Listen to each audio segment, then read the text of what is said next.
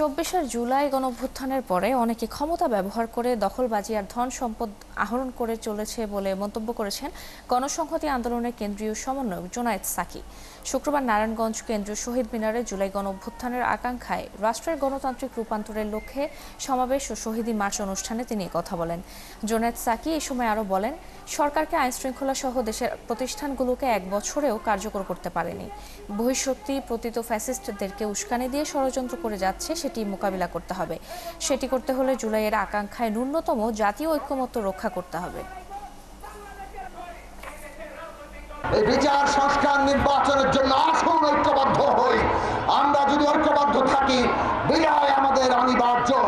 শহীদের রক্তের ঋণকে ধারণ করবেন। শহীদদের চাইতে এখন বড় হতে চান না, শহীদদের চাইতে বড় হয়ে আমরা বাংলাদেশকে ঐক্যবদ্ধ রাখতে পারবো না।